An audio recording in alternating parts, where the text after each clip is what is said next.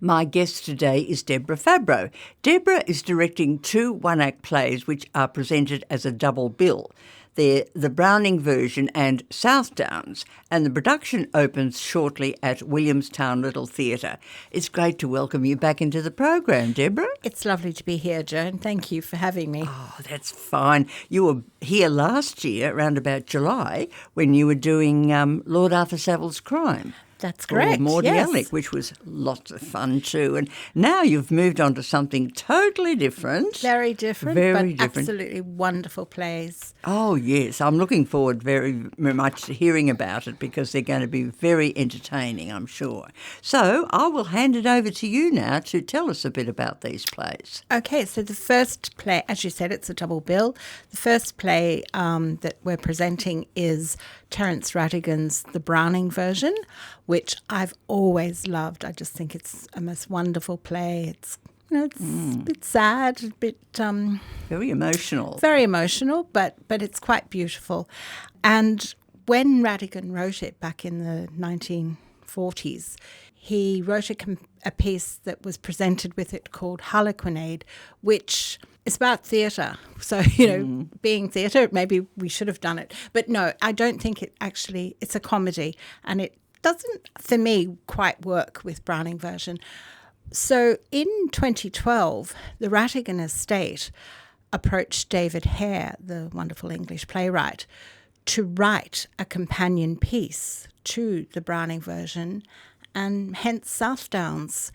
Both plays are set in an English public school. The Rattigan version is set in the 1940s, and David Hare chose to set South Downs in the 1960s. Apparently, both of the playwrights based it on their own experiences in that sort of environment. Rattigan's play, the Browning version, is actually from the point of view of one of the masters who is about to leave the school and is rather disappointed about that. But one of the young students gives him a present, and it kind of restores his faith a little. Whereas South Downs is from the boys' perspective. So one of the students at the school is a scholarship student, and therefore slightly outside of the norm of the public school attendees. And so in England, of course, public school is what we would call a private school here. So yes, he's a scholarship student, and he's a little bit on the edge, maybe. Yeah. But somebody reaches out to him, and that also gives him the boost that he needs. So they really complement. They do complement each other very, beautifully. very much so. Yes. And they're just two beautiful plays. Well, they would be, and beautifully written, I would imagine. Yes. As the dialogue would really help tell the story. Absolutely. As well. I mean, Rattigan is just a beautiful writer. And David Hare's written this in a very complimentary way, I think, to the other plays. So, and it's interesting that both plays are based on their own experiences, especially with David Hare. Yeah, so on their own experiences. David Hare was at Lancing College in England, and Rattigan, I want to say, was at Harrow or Eton. It was either of those two. So they're both obviously very familiar with that type of environment. And just the two plays from different perspectives. And that's lovely. They would complement each other, as I said, because the boys, the pupils themselves, sometimes they can get into gangs and they can be very cruel. But in South Downs, we see 5 of the young students, 4 of the 14-year-olds and one who's a little bit older. He's one of the prefects. And certainly one of the 14-year-olds likes to be a little bit disruptive, shall we say. Yep. A teacher's nightmare. Yes, and actually not being a teacher, I really sympathise with what they must go through sometimes. Oh, yes, I wouldn't have been a teacher for quids. And, of course, he'd egg the others on, of course. Yes, absolutely. Yes. And there's 2 of them that we've got a bit of nice interplay happening. Oh, so there's, even though it's fairly emotional to a certain extent, there would be funny moments amongst it as absolutely, well. yes. The particularly with South Downs, there's some really nice pieces in it. And what about the cast? Do you have? Do they interchange from both plays, or do you have the same? So obviously they are, totally separate plays. So none of the characters appear in both of them, but 3 of my actors that are in Browning version do also appear in South Downs. Right. So it's very interesting. I've done lots of one-act plays and full-length plays, but I've never done two one-act plays as part of a bill, bill. No. So it's really like directing 2 shows. There's 2 sets. There's 2 sets of costumes, which my costume designer, Shirley Sydenham, has done an amazing job with. There's 2 lots of props that Barb's beautifully collated. Yeah. It would be like putting on a full show. Yes. Yeah. Absolutely. And I guess for the actors that do appear in both of them, I'm very impressed with their because they'd work. have to change character. Different from one to the characters other. and lots of different dialogue. We joked early days and said, well, let's hope a line from one doesn't appear in the other. But unfortunately, that's not happened. I'm very fortunate with a very experienced cast. So I guess when you are rehearsing too, you'd perhaps do one play on one rehearsal night and the other play on the other night, or do you do them both together? No, early days we certainly did that. We would during the week we rehearsed twice, and it would be one play or the other. Yep. On Sundays, myself and the 3 actors that are in both had a long day because we did do both plays. But it's worked out quite well, Yes. and now that we're getting closer to opening, we are running it as it will be done in performance. Yeah. And how long is each play? So we're not quite finished tightening up of everything. No. But I expect that Browning will probably be about an hour and 15, and South Downs is probably just a bit over an hour. So, and there is obviously an interval between the 2 of them. Yes, I was going to say they'd come out and have a cup. Well, cast won't, but the audience would come out and have a cup of tea or whatever, and then go back for the second play. That's right. Yes. So. And I know from experience when I've done one-act plays 2 together, like with the Adelphi players, and you'd have to think, now, who am I this time? That's right, I've got to remember, forget that character, now I've got to be this character. Well, as I said, Shirley's done an amazing job with the costumes, particularly getting, school uniforms for the boys. So I hope that the 3 that are in both plays will think, oh, I've got this costume on now. That's right. I'm this character. Yeah, well, it will help, because the minute you put your costume on, you think, oh, now I know who I am. Exactly. And half an hour later, oh, hang on, now I'm this character. Can be a bit of a challenge, but the costumes play a big part in helping the character to develop. Exactly. So they're all. It's all a male cast, isn't it? Really? Oh no, hang on. In the Browning version, we have a couple of female characters. So there's actually Andrew Crocker Harris's wife, Millie. So Andrew is the main character in the play. He's the master that's about to leave the school.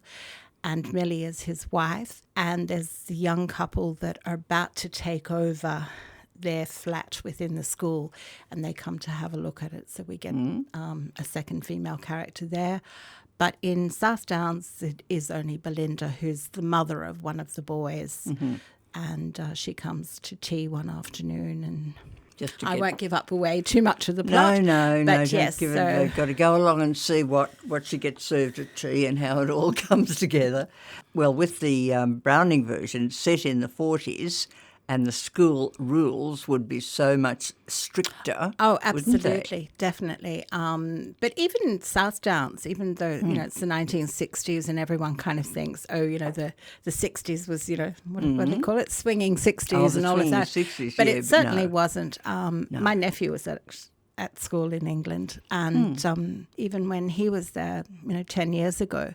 It was still very formal, the uniforms, the whole, the protocols. And, oh, yes. Yeah, very, very much a sense of order of how things are done.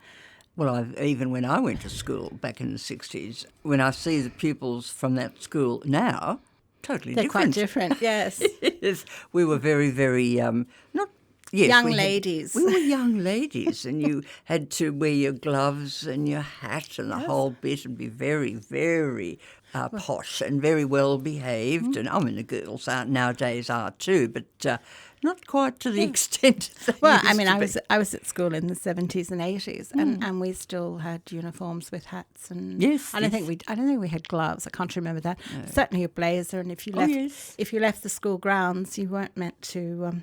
Oh no, be you not had to be properly attired. Oh yes, and have a 2 prefix on the door, on the gates when you were walking Checking out, you. checking you to make sure that put your gloves on. Oh, it's boiling hot. Doesn't matter. Put your gloves on. Because I think schools now are quite different too. I remember yes. hearing something recently about one of the schools here in Melbourne, and it's a co-ed school, and they have like about 20 odd pieces of uniform that people can wear. So when I was at school, it was like your summer uniform, your winter uniform. That was it. But now, of course, there's things like trousers for girls, there's skirts, and all sorts of different pieces. So I live not far from this school, and when I drive past, I think, gosh, those kids look different. They don't look like they're in uniform. No, it is. It's totally different. Really is. Well, look, we might just move along here. And I was going to ask you, with the set, obviously you'd have to have 2 different sets, like a set for so Browning version. Bob Green, who I had not worked with before, I did know of him, has come up with a very clever concept for... So Browning version is set in the Crocker Harris's flat within the school. Yep. So it's like a drawing room. And he's got that very nice. But then it changes for South Downs. So South Downs takes place across several different locations. And he's just come up with a very simple set with a couple of pieces on it, which I won't spoil. I'll wait for people to come and see it because my lighting designer, Zach's done some very clever things with that too. Great. Yes. And a bit of a change at interval for the stage crew. So under Rosalind's wonderful guidance, that will happen. But yes, 2 sets. So everything is 2. 2 costumes, it would be 2 costumes, sets. sets and everything. Whoa, my goodness gracious. And mostly 2 sets of actors, except for a couple of them. Oh, it's a busy time. It's been lovely to work with them all. They've been a great bunch of people. Absolutely. Yes. Well, look, I think we might move on to the all-important part of the interview, and that's giving our listeners information on performance dates and times. Now, the season opens on Wednesday, the 11th of February, and it runs until Saturday, the 28th of February. Evening performances commence at 8 p.m. You've got 2 matinees. They're both Sundays, the 15th and the 22nd of February. They commence at 5 p.m, which is a nice time because you can go out to dinner afterwards if you wanted to. Exactly, or if you've been to lunch, you can have a longer lunch and come to the show afterwards. But yes, it still does leave plenty of time to go to dinner after the show. And the address is 2 Albert Street in Williamstown. Now, I have a phone number here for bookings, which is 0447 340 665. I don't have any details. I would imagine if you wanted to just log on to Williamstown Little Theatre, you would probably get... so you can buy tickets through the website as well. The website, you can buy those online. But, if you prefer to give Andrew a call, he'll certainly be able to assist people to get tickets.